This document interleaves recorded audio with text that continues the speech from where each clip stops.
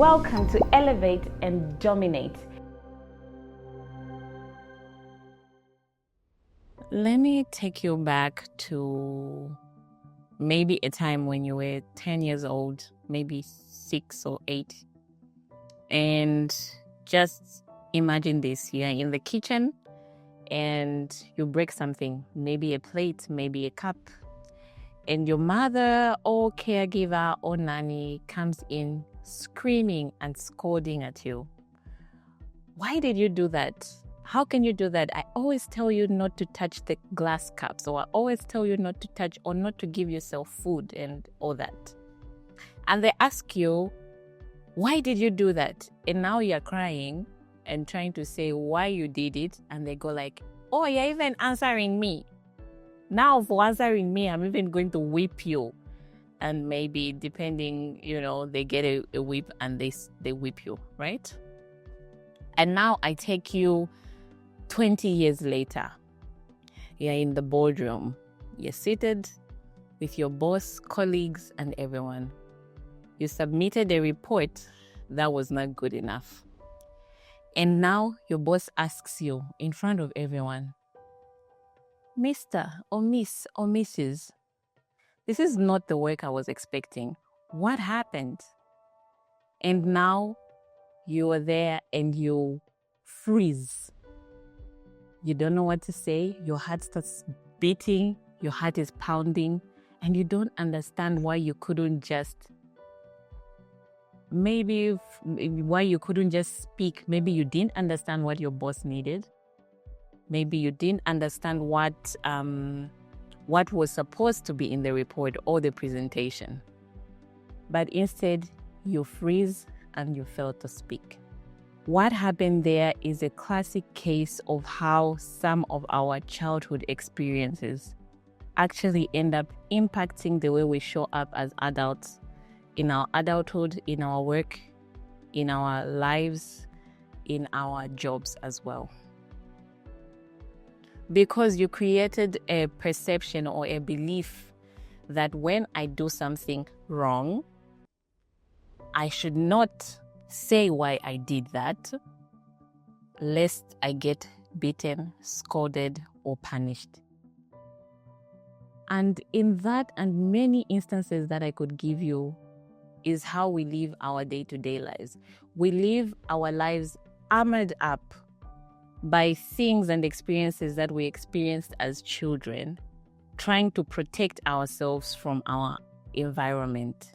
8 out of 10 people in varying circumstances have gone through childhood trauma and also just experiences that have shaped who they later become and how they later show up. But of course, it now goes back to self-awareness. Why am I acting like this? When I am in this experience, when I'm in this situation, what happens? What do I think? Why am I so afraid? Is it my caregiver's voice that is at the back of my mind telling me that I'm not enough? It could be a former classmate that once laughed at you because you say the spelling wrong, and now forever you can't speak in public because you were laughed at in grade 2. Those are some of the things that actually haunt us as human beings without actually being conscious about it.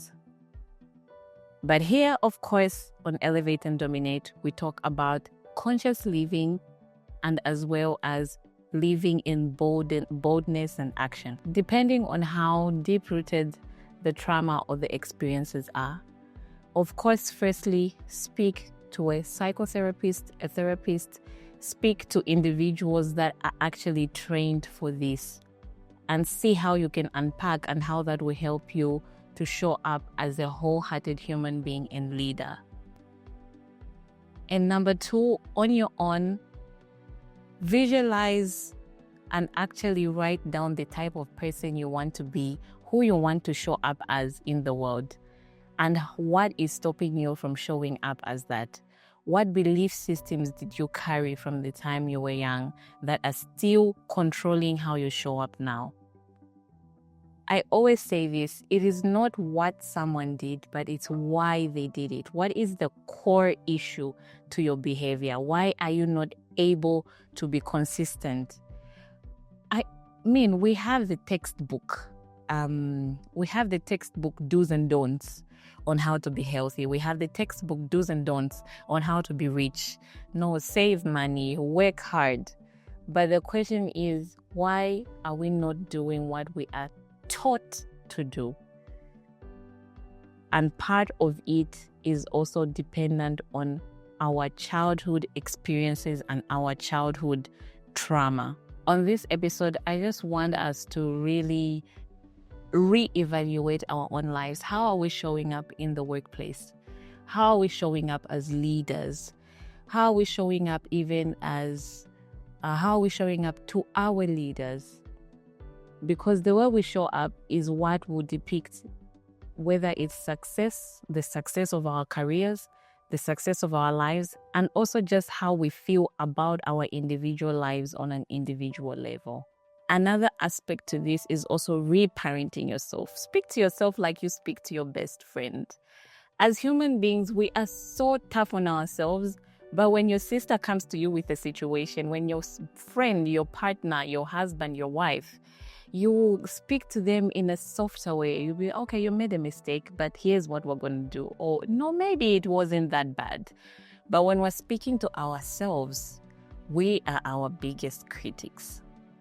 And you have to now put a stop to that. Because if you can't be your first cheerleader, even when the people around you are cheering you on, it will not sink in. So reparent yourself. By reparenting yourself, I mean be softer to yourself, be kinder to yourself.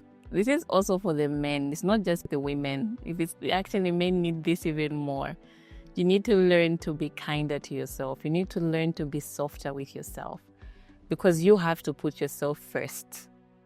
And also that will now feed into how you show up even in the workplace, in your businesses, and live a wholehearted life. Remember to subscribe and like this video, and also comment on anything that's struck out for you, or how you will now be more intentional and more self-aware around how your childhood experiences have actually impacted your life.